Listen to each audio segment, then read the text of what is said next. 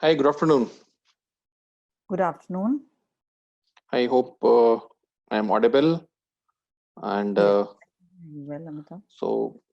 it's just 4:02, so we can wait for a couple of more minutes for others to join in, and we can start.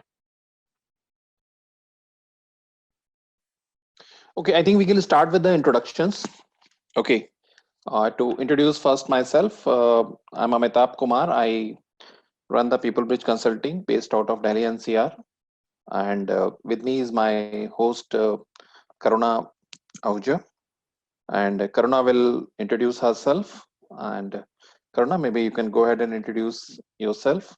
Sure. Sorry, Yeah, I kind of yeah, put yeah. myself on mute. Good evening, everybody. My name is Karuna, and I run an organization called Chrome Consulting. We do work in the area of HR advisory, and our focus is on leadership development, recruitments, as well as inclusion and diversity as a theme. Today, we are here to talk about how we could be more resilient in these times of COVID-19 outbreak. And thanks to Amitabh for setting this up for me. And both of us today will ensure that there is some value addition happening for you once you leave at around 4:45, 5 p.m. today. Okay. So to start off, we all know this is one of the most, stressful time for any organization or even us as an individual. So in fact, today afternoon, I was talking to a counterpart in France, and he was telling me he's basically an Australian, now settled in France, and his grandfather went for in the battle in World War II in Europe. So he was telling me that my grandfather told me that you are looking at it in a wrong way, and maybe this is once in a lifetime crisis which your generation is going through. So it's a different way of looking at things, but yes, it is important. And but to come back to present time, what we are seeing is this is not something is situation which is limited to our country alone, but this is something which is a global pandemic, as all of you know. And with most of the world just hunkering down in the bunker, or whichever place you can think of, New York, San Francisco, London, all the hotter spots, which used to be party kind of place, most of them have restrictions in terms of people moving out. Somewhere they have deployed army, and in general the mood around is shelter in place or stay at home, or whatever you would call it. And this is creating an unprecedented situation in the sense that there is a huge demand drawdown in the market, and only thing which will go ahead and moving right now is bare essentials, whether it is food, medicine. That's it, nothing else is moving. So what actions can we take to do this? So one is to resolve and look at what kind of a problems and challenges we face as far as workforce, culture, and customers, and obviously the partners are facing equally stress time. Then, having it address this issue of how do we look at resolving this, the next issue which comes with us is resilience. How do we build resilience going forward, and how do we address the issues of in terms of cash, morale, and health of our staff, our people, our partners, everyone in the ecosystem.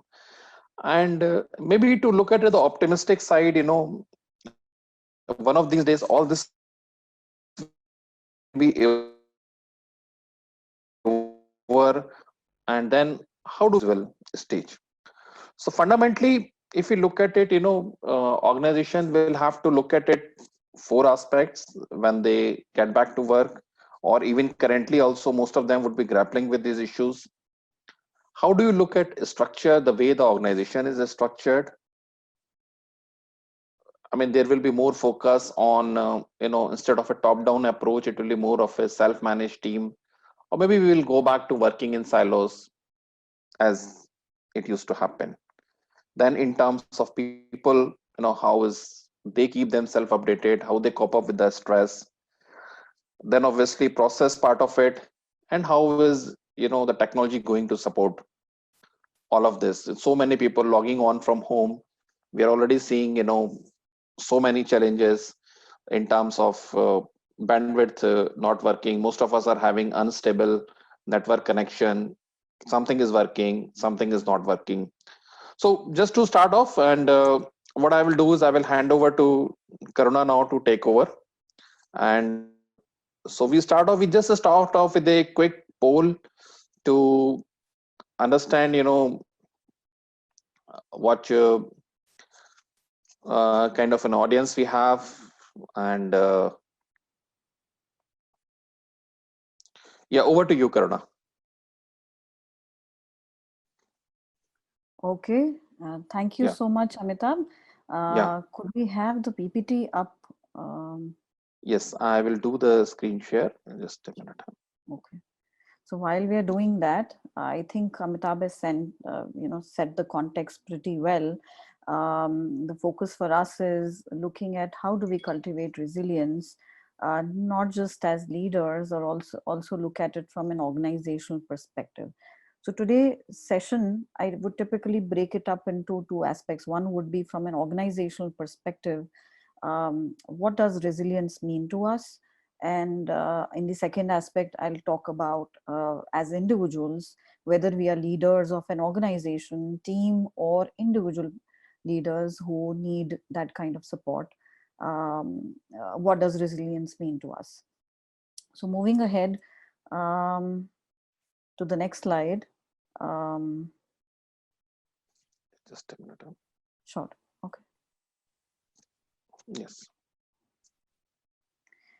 So let's quickly agree to the fact that today what we will do is to set the expectations right. We'll start off with the session, take questions towards the end of the event once we have expressed our views, and then we'll open it up for a question and answer session towards, let's say, another 35-40 minutes. So with that, on the next slide, moving to the next slide, I would like to talk about from the people who are there present today. I would like to understand from them to take a minute and put down in the chat box about what their expectation is from the session today. They would have read the topic of the event and then decided to join in and give that so much of precious time to us. I would like to know what are their expectations. So quickly, if you could chat up and write your chats, points in your chats, that will be helpful for us.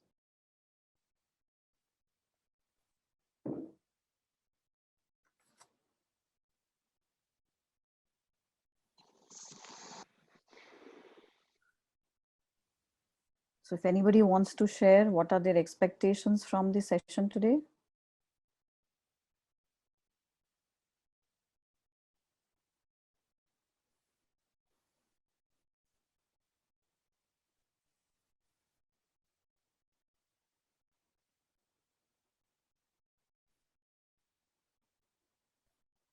Okay, so what I hear from Pragati is she wants to know more about what are current trends, about how can we build resilience.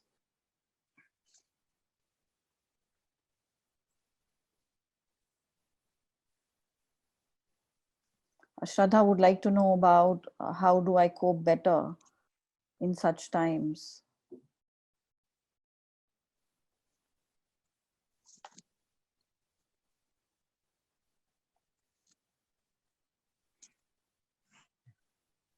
Okay, great. You can keep typing in ahead. I'll move ahead and talk more about what we have to share here. Neeraj wants to say that he wants to know how to find new job opportunities in these changing times. So I would say that we can understand that one aspect is you're looking at it from an individual point, and the other aspect is you're looking at it from an organizational perspective. Okay, so some people are working in essential services. Pranay says that he works in essential services. So I'm sure there's a lot of stress that he's going through and would need some help on that. And then why is resilience important? That's what Adarsh wants to know. Great. So you would know, on the next slide, please, Amitabh. In today's times, we are going through a VUCA environment. So if I have to talk about what does VUCA mean, it basically means a volatile, uncertain, complex, and ambiguous environment.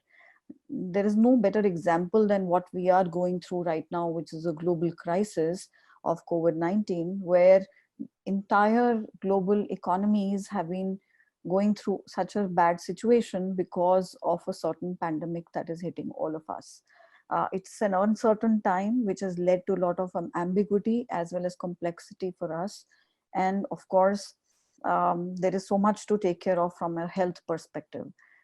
We don't know what's going to happen. You know, every day when we listen to news in India, you know, there is so much of different stuff happening. There are, you know, new numbers that come up every day on a global level, where we know there are lakhs of people who are impacted and thousands of people who are, the scores are going pretty bad. So in that case, we know all of us are stressed out also, and a lot of our organizations that we work on have been going through a very strong VUCA environment.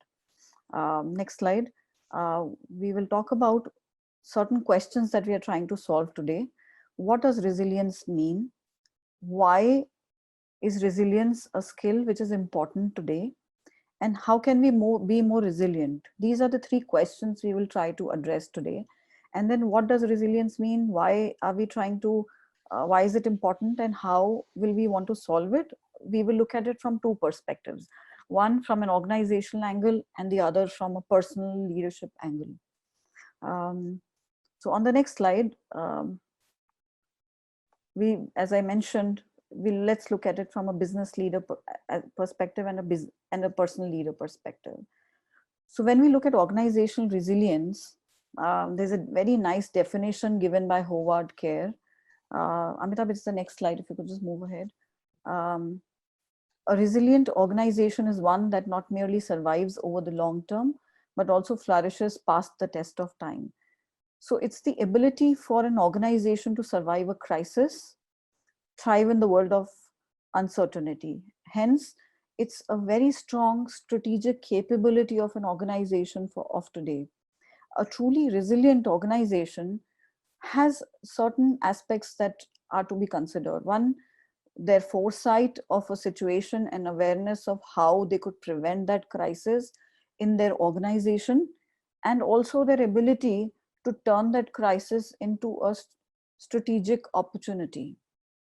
So there is a three-pronged model that we can talk about, which is on the next slide, which says if an organization is able to anticipate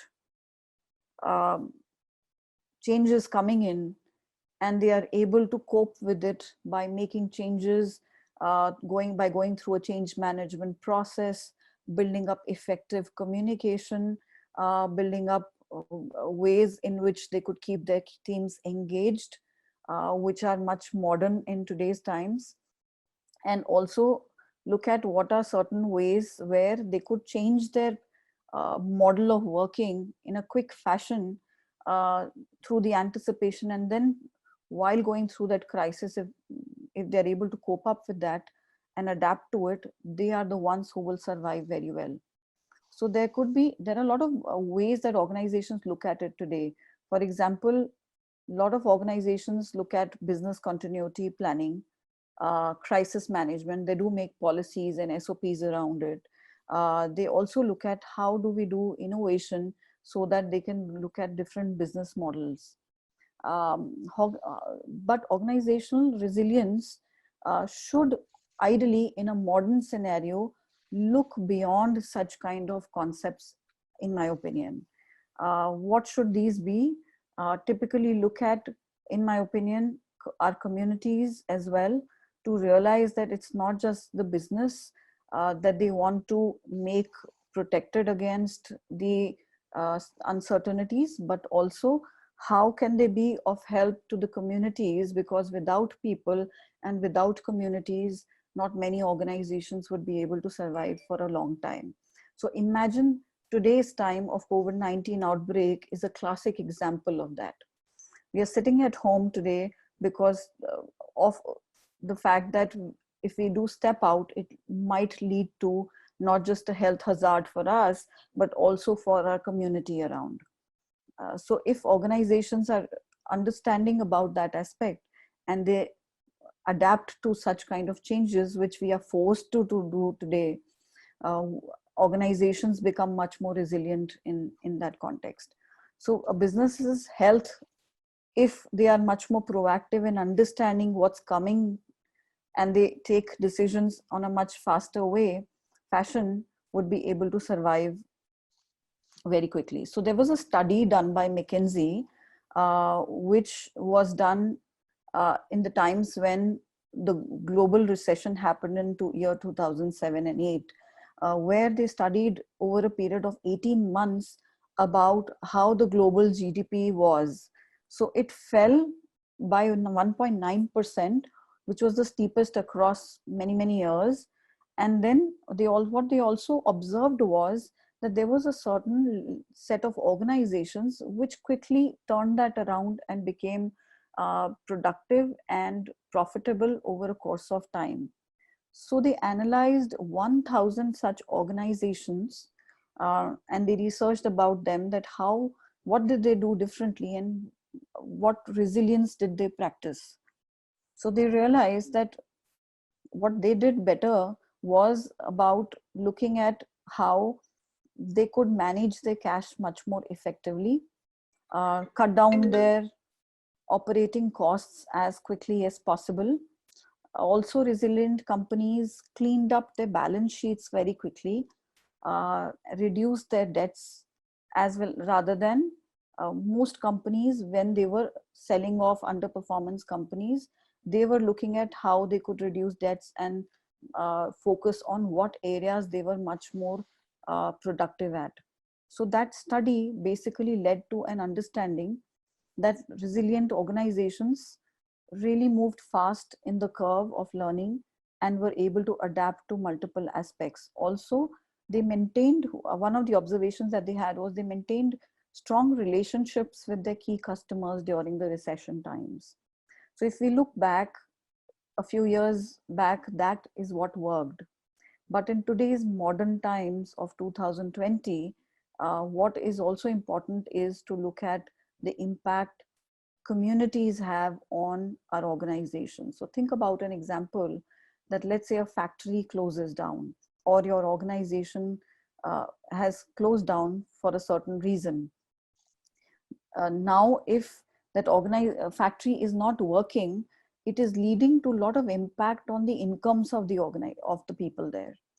Now, if there are no incomes, the communities will have challenges in living through and surviving. They will not be able to pay tax or create any savings or be able to manage schools of their children. So if that happens, it becomes a bigger challenge for an organization to run in future. So think of examples like today, if you look at the pandemic that is happening, in India, if you look at some examples, there are large organizations who have gone ahead and contributed their CSR funds and funds to the Prime Minister Relief Fund. So one of the reasons why all that is happening, where organizations are coming together to build up communities and support the communities, is to ensure that people are also taken care of, communities are also taken care of, and thus the impact on the organization also just minimizes.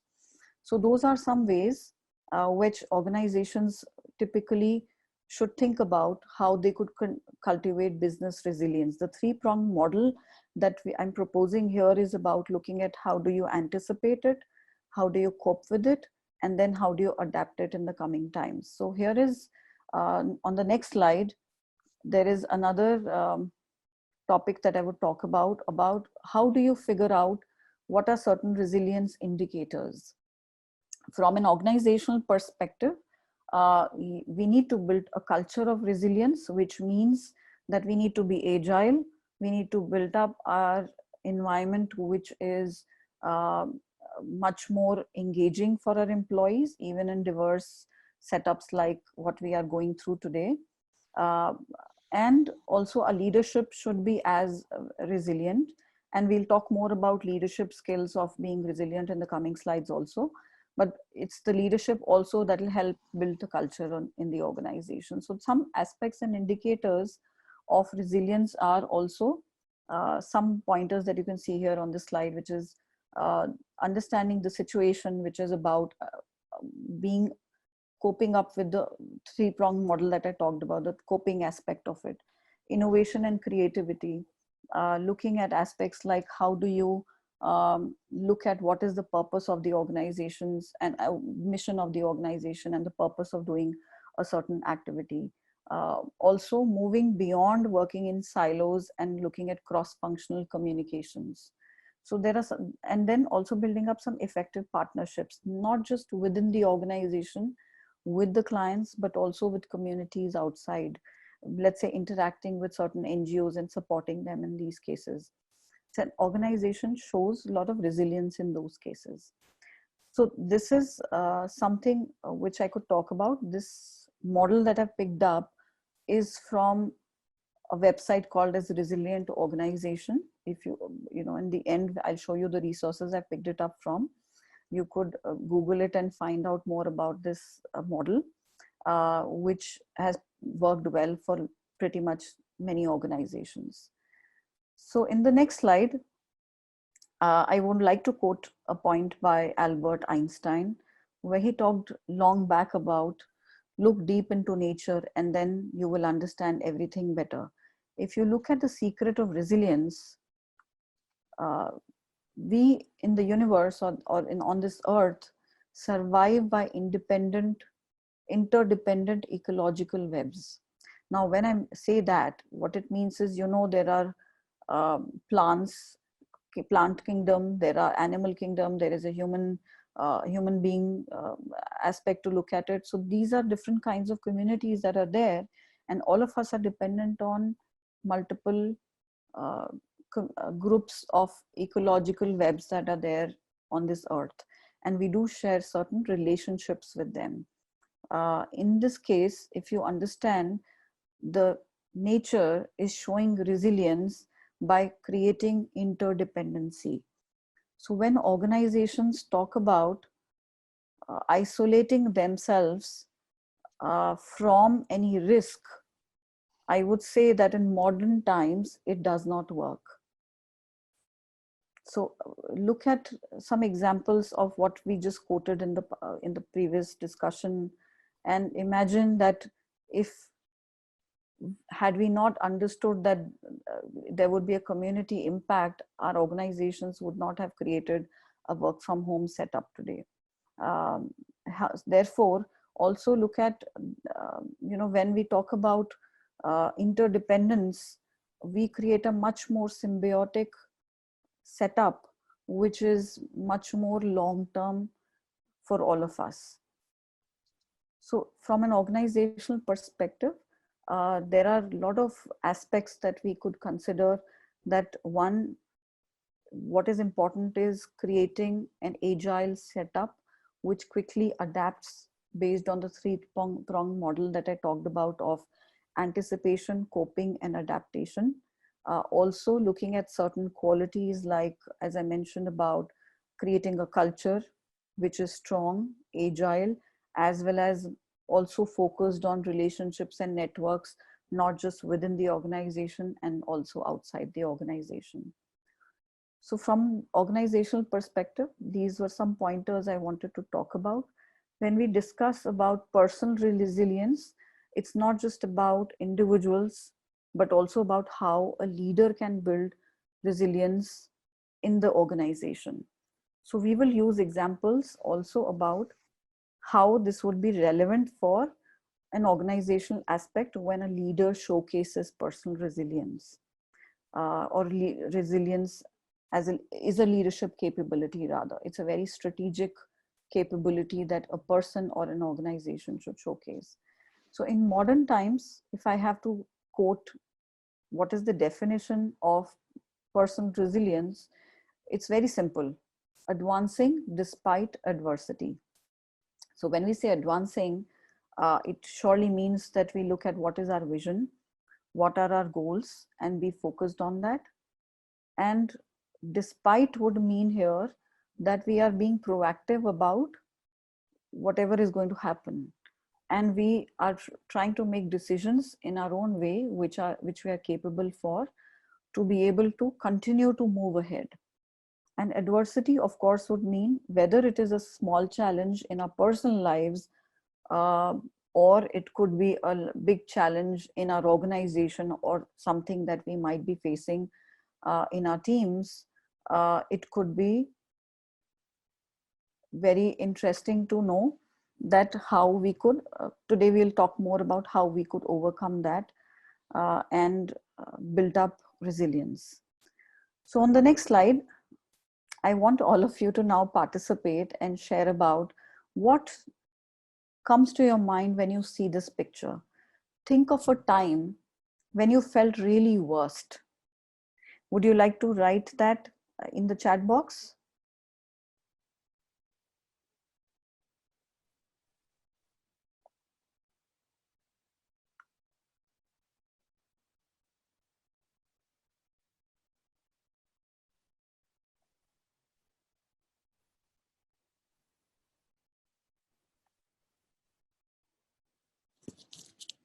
So the question is, think of a time when you were really stressed out, our stress zone. What did you feel like? Upset, angry? How did it make you feel? So somebody saw a visual of people in Italy and China. It made them really feel bad. Thanks, Kuhu, for the inputs. Shraddha says that she felt fear and anxiety. So there have been a lot of times when we have felt like that, whether it was at work where I went to work and things are just not my way, or it could have been how when Kriti says when my business was not progressing, she felt extremely stressed out because she could not find a way out, or possibly she was looking for better solutions. And then there might have been a lot of times when at personal levels, you might have gone through stress because of relationships. Now, I want to show you a second slide. Think of a time when you felt your best, your joy zone. Think of this picture and imagine what feeling do you get when you look at this picture. Would you like to share on the chat box?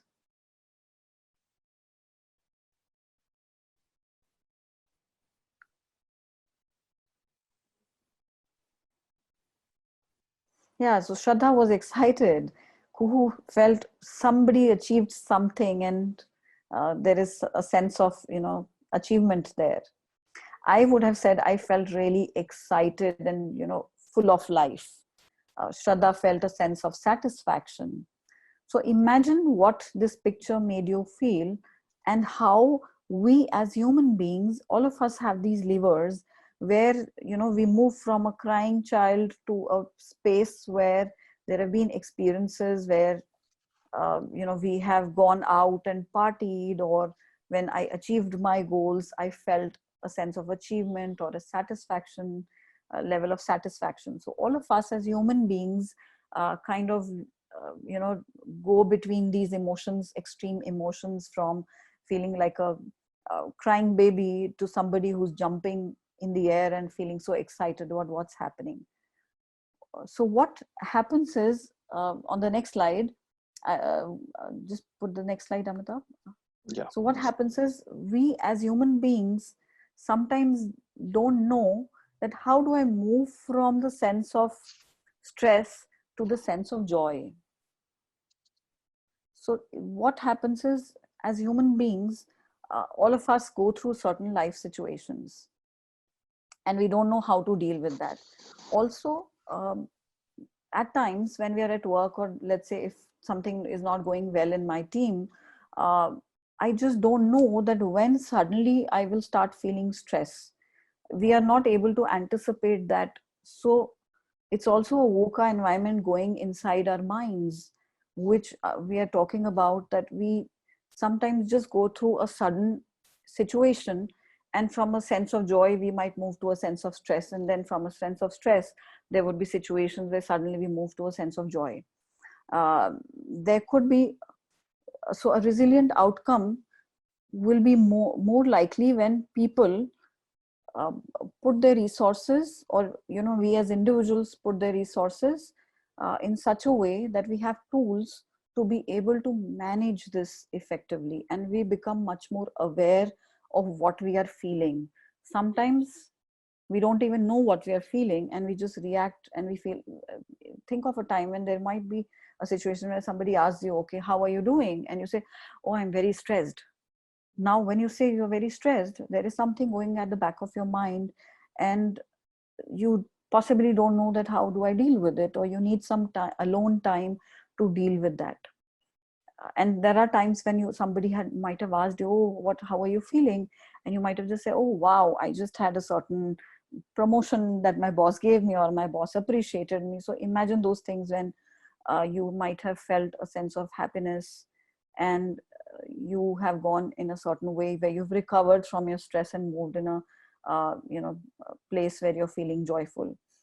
Now what happens in that case is, if we have the tools available, we can very quickly move from the sense of stress to the sense of happiness or joy again. And similarly, that's what the three-pronged model works, like that, the same way as we discussed for the organizations, where we anticipate by reflecting. Then we also understand that what is going, the second step was about, we try to cope up with the situation, and then we adapt ourselves. So think of a battery.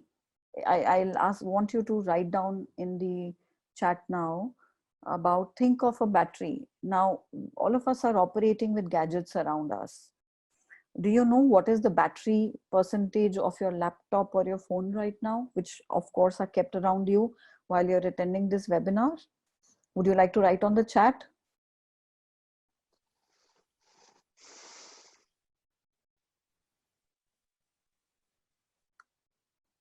Awesome. Kuhu says awesome, 100%. Neeraj says full. Pranay says 35%. So I'm sure Pranay is wondering about, do I need to plug into the charger very soon? And Kriti says it's 80%. So all of us have different percentage of battery right now. And all of us are also thinking of it from a point of view that, yes, my battery percentage should be high so that I can continue to attend this webinar, or I can continue to attend to my phone. Have we ever thought from a perspective of, what is my personal battery level? So anybody would like to add on the chat? I'm happy to have that chat with you. Would you like to share about, has anybody thought about, what is my battery level? How do I make sure that my battery level is high? Some of us have, yes, Kuhu has thought about it, Pranay has thought about it. Very interesting.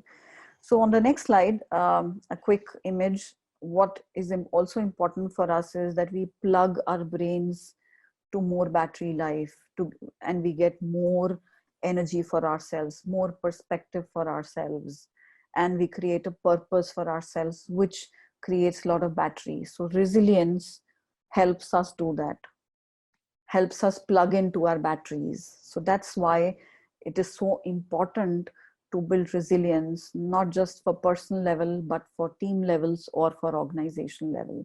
Because when we create an environment like that, we are much more sharper in our decision making. We have more energy to be able to dissipate and make, move ahead quickly on aspects that we want to. It gives us different perspectives, because we have moved from a crying baby, the image that you saw in the past, to a place where we are actually in a high energy space and a sense of joy. And Roger says, awesome. He says battery level is equal to victory. So if you have a high battery level, of course, you will be victorious in whatever you're doing. So that's the importance that resilience has in our life, because if we build that up, build that energy up, we will have a better sense of life in future. So what happens is, when we are like a crying baby, on the next slide, it talks about when we are being a crying baby, a crying child, there is a certain kind of hormones that get released from our body, which is called as cortisol. And cortisol has different kinds of impact on our immune systems, on our heart, on our blood pressure, our sugar, digestion, as well as our nervous systems, and it leads to a lot of anxiety and depression at times. So the higher cortisol levels would lead to less of happiness, and of course a lot of if you would have heard of this model called as fight or flight. So there is a model, that's the survival instinct that we get into as human beings. We move in that direction of continuing to look at flight or fight position, rather than being at comfort, where we can make proper decisions in lives. So what do we do? I would like to, before we talk about what do we do, I would want you to think about, what do you think is the difference between pressure that you might be feeling because of work, because of COVID-19 outbreak in these days, or it could be any other pressure that you might have on a personal life, and what do you think is the difference between stress? How do you differentiate that? Quickly, would you like to write some points on the chat, please?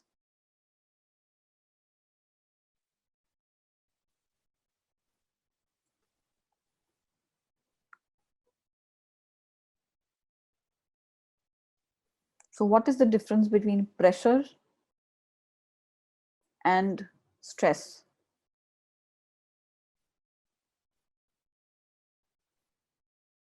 Pressure and stress are two different things. So I want you to reflect on what is the difference between the two.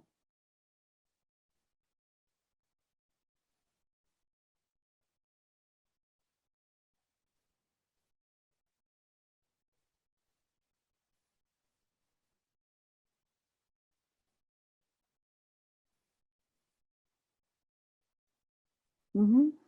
So Kriti says pressure is about urgency.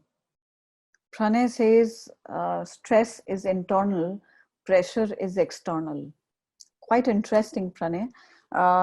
So pressure, yes, of course, is an external factor which your environment is putting on you, which is, Kuhu says, pressure makes me more aware about my actions. Stress makes you feel helpless, and pressure is imposed, and stress kind of freezes her, Kuhu. Neeraj says pressure is imposed. Yes, so pressure is something which is external, coming from an environment, and it is impacting you and making you work, or making you feel in a certain way. So the feeling that you're feeling is actually the stress feeling. So pressure is an external aspect, and stress is what we feel because of the pressure that we are dealing with. Now, different people react differently when it comes to pressure and stress. Reason being that they've been brought up in a certain different environment, or some might have realized that there are tools and techniques available to be able to break free from the stress or that I'm feeling. Considering that we are in a workplace, of course, we will get pressure from outside. We will have pressures to meet deadlines. We will have pressures to ensure that our teams are performing, and pressure of our own personal targets that might be there. Or in personal lives, there would be pressures coming in for different reasons in your relationships. Now, considering that, how do I react to it is the feeling of stress that is there. Some people in very strong, a lot of pressure situation also might stay cool, or vice versa. Now, it depends on, one, how you've been able to cope up with it over a period of time. And second, am I using and applying tools that I know of, from which I can break free and create a better reality for myself. So yes, what is possible is that we can break free. And how can we do that? We will talk in further slides. So here I would like you to do a quick survey. Amitabh, if you could just put up the poll on the next slide. I want you to figure out and do a self-assessment on how resilient am I? As a leader, as a person, how resilient am I? So Amitabh, if you could put up the poll or the survey, people could take it up quickly. The poll is creating problem. It is not working. Okay. Let me just try relaunching it. Sure, sure. Yeah. So others says that pressure improves performance at times and stress reduces performance. Of course. Thank you so much for your inputs, everybody. So here you can see there is a poll that's there. We would like to get inputs from you, and we have around 5 questions. So it's not going to take you more than, let's say, 30 seconds to 45 seconds to put this together.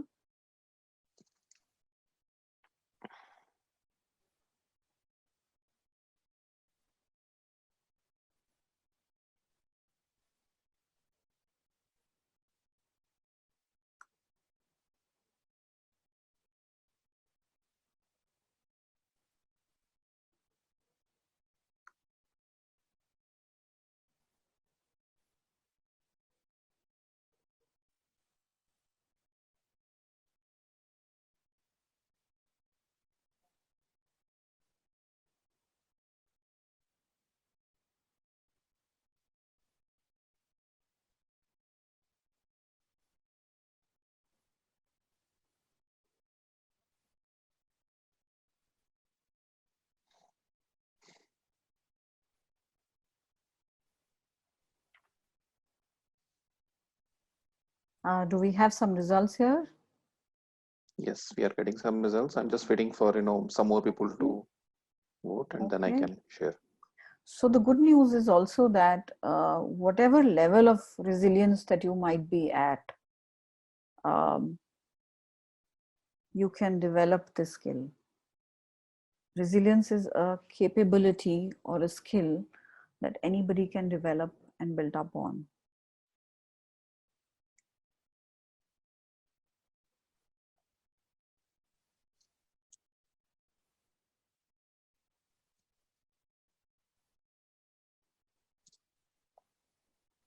And the important thing about this uh, uh, survey is that it just makes you aware of what level of resilience we are at. Am I feeling any stress? And if yes, what could be some tools? Some of them we will discuss today, and we will be able to, we can practice them on a regular basis. They might just take you 5 minutes to around 15 minutes on a daily basis if you practice them, and it can build up a much more resilient leadership capability for you, which you can use for your teams or for building up a culture in your organization.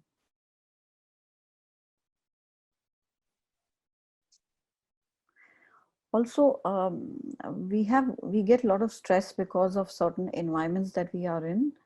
But then as human beings, there will be continuous situations that we come across in our lives where there will be something or the other happening.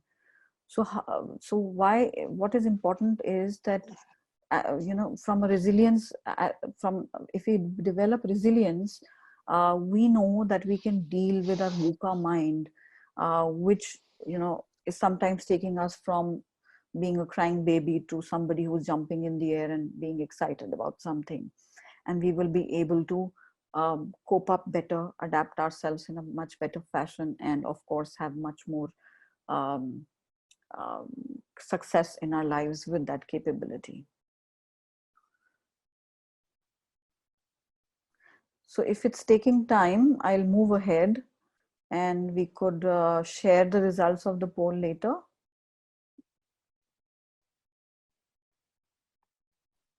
Yes, I will share the results later. Okay, so other Raghav, you have a question which we will answer towards the end, where you want to know more about balance between productivity and stress. What I would just like to share as one liner here right now is that some stress might be required to be productive, or some pressure rather is required to be productive because it keeps you going. However, if you are reaching a level where you're feeling that, oh, I'm feeling very stressed, I'm not happy, or I am not being able to make quick decisions, or be in a relaxed mode to be able to enjoy what you're doing, it is a stressful situation. So there is a balance that, yes, we do need to create, but as managers, what is important is that we create an environment for our team which leads to productivity rather than a lot of stress. Now, how do I personally deal with it as a manager or as an individual? Also depends on the tools and techniques that I could learn today and apply them to become much more productive. So if we are resilient, our productivity surely becomes better. So we just talked about the good news that whatever level of resilience that you would be at, from the questionnaire that you answers that you shared, which we will share with you right now, the fact is that we can become more resilient, and we can learn this skill of improving ourselves. So this is a slide that I shared from an organization called Center for Creative Leadership, where which I found very interesting. They talked about 3 practices to strengthen resilience. First was, how can I manage my personal energy to become better? What is the shift that I can have in my perspectives? And the third is to create a sense of purpose for myself. So quickly moving on to managing personal energy. The first aspect I would like to talk about is sleep. So if we get proper sleep, research shows that we will be much more productive. We will have a very good concentration level, and we will have better communication, and it'll be a mood enhancer for us too. Also, research that says that you lose 1 IQ point for every lost hour of sleep.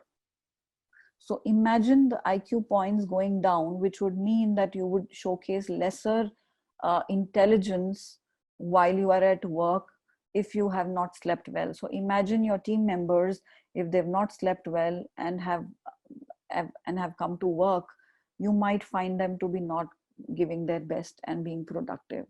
Imagine sometimes when you watch the movie late night, or due to certain work, maybe we are taking care of family members at home, or any other reasons we have not slept well.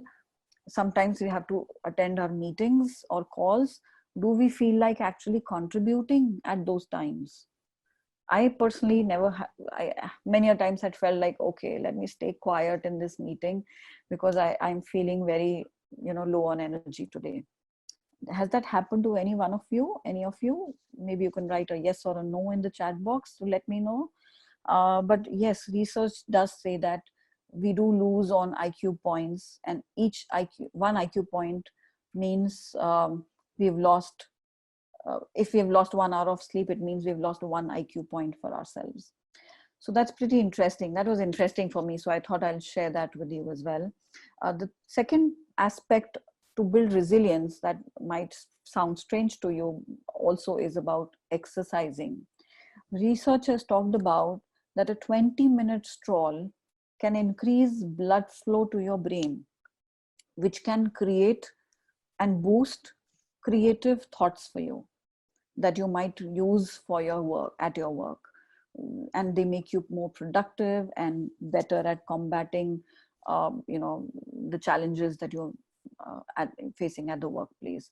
So there was this research that in this image you can read about the person who did this research, called as Dr. Chuck Hillman from the University of Illinois. You can search and Google it out and find out more about this research. But a small 20-minute walk can actually make that much of a difference for you.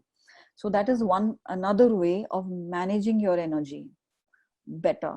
by exercising, because it makes you feel, and it creates certain hormones like oxytocin, which obviously create a, feel good factor for you.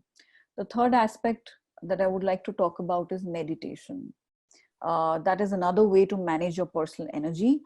Here is a reference link to the slide, the image that I've shared with you, which talks about that they studied about before meditation, how the brain looked like, and then after the meditation, how it just went, it was quietened, which makes you figure out that if you meditate even for 5 minutes in a day, you will have a much more quietened mind. As human beings, we generate 60,000 thoughts every day. And imagine so many thoughts going on in our heads.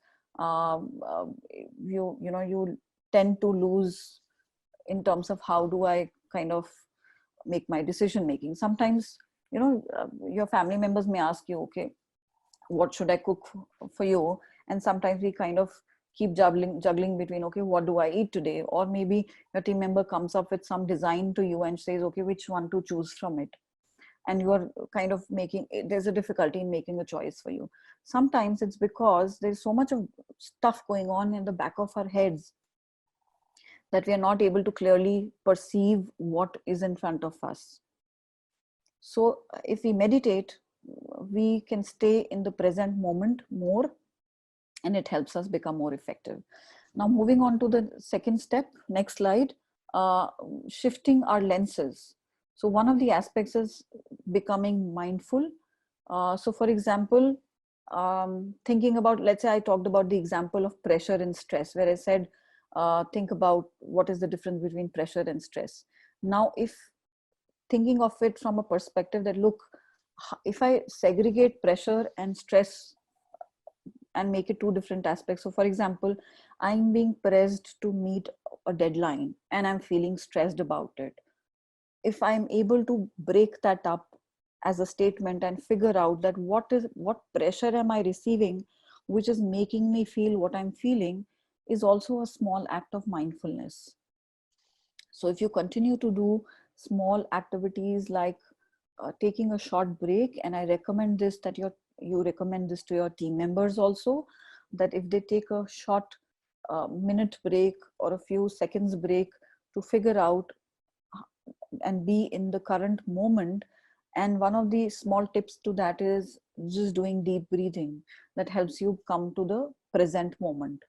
So I leave you with that thought of, one way of becoming mindful, or a tip to be mindful, is deep breathing exercise, and analyzing and breaking up this aspect of, if I'm feeling stressed, what is the pressure that I'm getting, and can I break it up into seeing it from an external aspect, that what pressure am I receiving and what is it making me feel, and can I change what I'm feeling internally by using the tools like exercise or meditation or sleeping well, or using awareness tools like deep breathing exercises. It could be of help to you. Here I would like to share a very quick short story with you.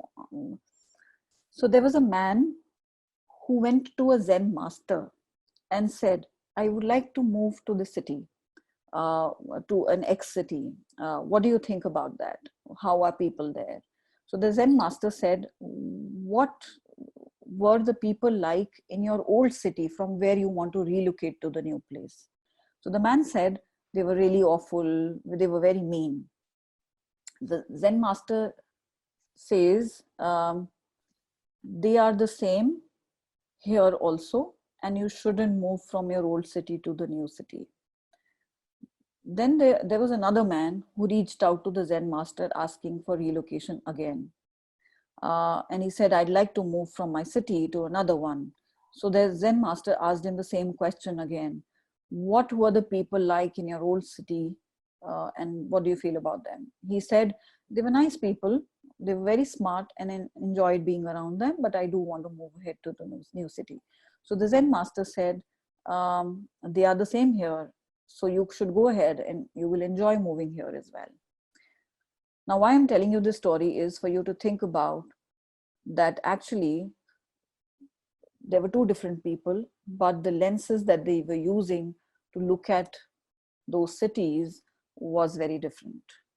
So what perspective or what lens are we looking at it from of the life situations that we are going through also helps us realize that why we are going through a certain feeling that we are going through. So again, a simple technique of why I shared this story with you is that try to look for the positive side, which will help you be more mindful in your work approaches. So even if there is, let's say, a challenging concern that has come up today with COVID-19 outbreak, can we look at some positivity there and say, okay, yes, I can use it in a positive fashion to, let's say, learn more or connect with people whom I could not connect in the past, or let's say this allows us to be home and I'm able to spend more time with my family. The other, there is one activity I want you to do, maybe, in your peace at home, you can do this exercise, or if you're ready, you could quickly type in and chat in the chat box and let me know. So it's on the next slide. It says, if you were 5% more mindful and in the present moment, what would you notice more at your work, at your home, and about yourself? So for example, in this current moment, if I'm 5% more mindful, I observe that my work, I have more, a lot of stuff lying here, but it is all neatly managed. I'm at my home and I'm enjoying being in my home premises and still being able to do some work. And I'm observing about myself that, yes, I'm feeling satisfied. So similarly, you could think of, if I'm just being 5% more mindful, how could I notice more stuff around me? If I notice more stuff around myself, I become more aware of myself. And that leads to a much more positive perspective about my life and certain decisions I need to take at my work, or it could give me a positive perspective about my team members also. So I encourage you as well as your team members to do this exercise and figure out how could it help you better. So moving to the next slide, I use this concept called as a transformative approach. The concept is reflecting. So this entire mindfulness, you could zero down to these 3 steps. You could reflect on a certain aspect of your life and see how I can resolve and change myself in that area. And then what actions can I take to get better at it? So that's the transformative approach you can make. Reflect, resolve, and evolve by taking an action. And it can apply to anything that you're doing, whether it's at your work or in your personal life situations. Can I take a moment to reflect about what's happening in the present moment? What am I feeling? Can I pick up something that I can get better at right away? And then can I take an action to get better at it? Another point, another activity that you can do is a very powerful activity, which is on the next slide, called as sharing gratitude. What I want you to do is, and this will just take you 2 minutes. If you pick this activity up as an individual leader, imagine if you identify a situation which you felt grateful for, maybe your colleague and his or her behavior, of what made you feel grateful of that person's behavior. How did they make you feel grateful? What happened? And then what is the positive outcome from it? If you can imagine and think of that, of how your colleagues have made you feel grateful, and share your great gratitude with them. That is an amazing tip for you to build resilience, because that will lead to a strong relationships for you and your team members, and ultimately lead to building resilience for you And because ultimately, what is resilience? It is all about moving ahead despite adversity. So when we will have better relationships and we are thankful for at least what we have in our lives and at our work, we will have strength to be able to move ahead with much more clarity to make right decisions in our personal lives and as well as professional lives. The final aspect that I would like to talk about, so just to let you know, after this session, we will be sharing with you some activity forms and sheets, like how can you build, how can you do activities like sharing gratitude, also the results of what is your level of resilience right now and how can you build up on this. And the final activity that I'm talking to you about is building up a sense of purpose. You can build up a sense of purpose by creating a vision board for yourself. So we'll be sharing, because we don't have enough time, in this 1 hour session. We will be sharing with you this activity, which you can take back home and do it at your ease and share results with us if you want to in future. And that activity could help you create a vision for yourself and a sense of purpose for yourself, which will make you feel much more comfortable in your own way and help you to move ahead with your goals and purpose in life. And it leads you to be much more calmer and of course leads you to make right decisions for yourself and make you more productive. So I leave you with some resources and books that you can read, called as Resilient Organizations and Work Without Stress. These are two interesting books that you can read and learn more about being resilient at your workplaces and in your personal lives also. There is also a website called as Resilient Organization. I'll share the link of the website also with you, which you can read through and find out more. I also picked up some inputs from a website called a Center for Creative Leadership, and I talked about some pranic healing techniques with you today. So these references also we will share with you, which can help you, go on Google, search more about it, and be able to find more tips and tools. If you do have questions, you can write to us on our LinkedIn profiles, whether myself or Amitabh, or write to us on my email ID, which is contact@chromeconsulting.com. So with that, I leave you with some tips and tools here, and also an email that we will be sharing with you with such kind of resources, which can help you in building up resilience, not just for yourself, but for personally also, not just for your personal lives, but also for your professional setups. And also as a leader, you can build resilient organization by making sure that you anticipate what's happening, cope up with that situation by changing policies or changing the way you look at it as an organization, and also creating processes which you can adapt to and be more agile about it. So thank you so much for being here and listening to me. We are open to questions now, and you could type in the chat, or Amitabh, you could help them with unmuting them and they could just talk about it.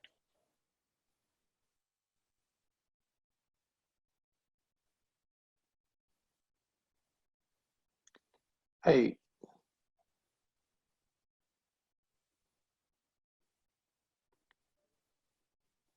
So you want to add something, Amitabh, or if you have any questions? No, I think thank you for a wonderful session, and it was really useful, especially when you talked about, how do you build personal resilience. This is something which is one of the most, underrated topics. And while we talk about organization resilience and all, we really don't talk about, how do we build resilience within ourselves to cope up with unexpected events. Right. And whether we like it or not, our life is always, has unexpected turns and thing. And I hope, the more we are able to build personal resilience, more we are able to cope up with it. Yeah, so true. Okay, so I am just sending out the files through the chat box also. You can download it from there, or otherwise we will be sending it out over an email to you also, whatever works for you.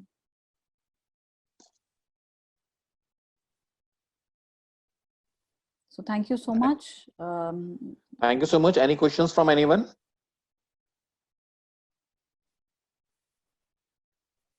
So Kuku says resilience has been so on my mind, especially during these times.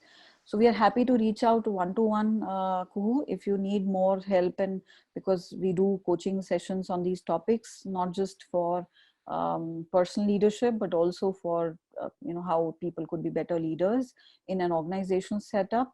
Amitabh and I have the capability to drive such kind of processes and help organizations and individuals build up more resilience. Thank you, Kriti. I'm glad that you enjoyed this session. Yes. Anyone else for the feedback? Thank you, Ravish. Thank you, Raghav. Thank you. Thank you, Kuhu. Thank you, Amitabh, so much for arranging this. Yeah. Okay, so we're signing off. Thank you so much. Bye-bye.